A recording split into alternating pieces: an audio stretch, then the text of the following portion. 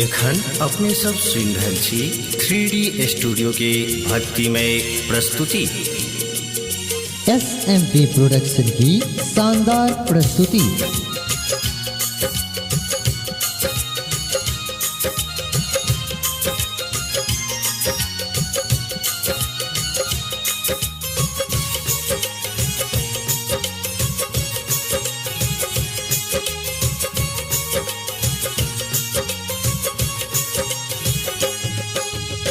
सुनियो ना बाबा ऐबे हमर पुकार, सुनियो ना बाबा ऐबे हमर पुकार।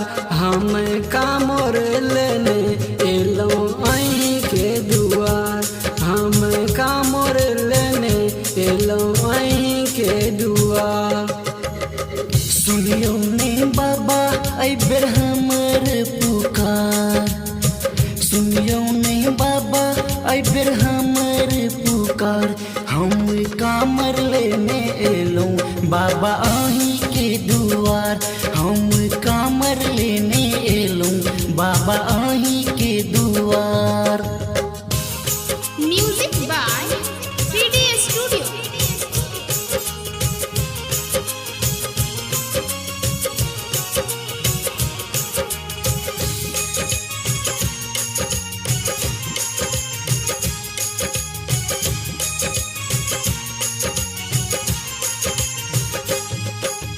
मिथिला के भांगक बारी गाजा अछि नामियो, संगे गंगा जल अनु अहाँ के दुआरियो।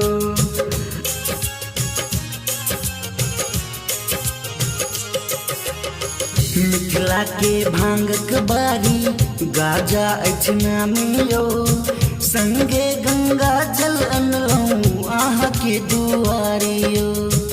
करै छी अर्जी बाबा सुनियो पुकार, अर्जी करै छी बाबा सुनियो पुकार। हम कामर लेने एलौं बाबा अहीं के दुआर, हम कामर लेने एलौं बाबा अहीं के दुआर। Music by 3D studio.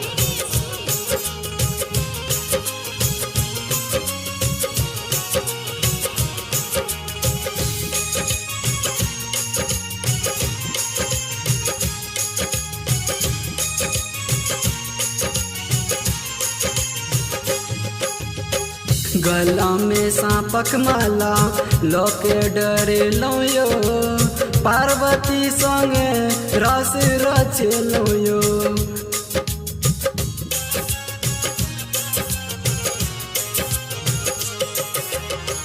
गाला में सांपक माला लोके डरेलो यो, पार्वती संगे बाबा रस रचेलो यो। एलो हम सुन के बाबा अहीं के पुकार, एलो हम सुन के बाबा अहीं के पुकार। हम कामर लेने एलो बाबा अहीं के दुआर, हम कामर लेने एलो बाबा अहीं के दुआर। Music by 3D studio.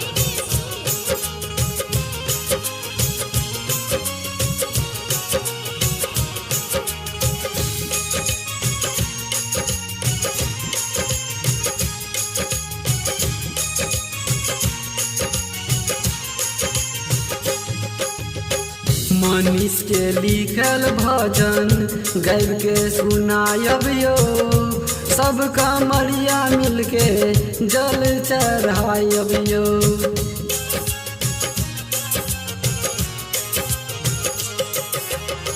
Manish के लिखल भजन गाइब के सुनायब यो, हम सब कामरिया मिलके जल चढ़ायब यो।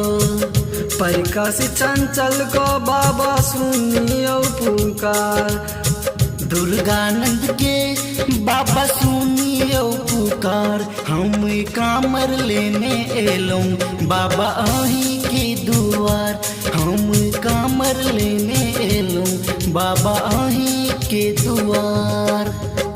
सुनियो ने बाबा ऐ बेर हमर पुकार, सुनियो ने बाबा ऐ बेर हमर पुकार। हम कामर लेने एलौं बाबा अहीं के दुआर, हम कामर लेने एलौं बाबा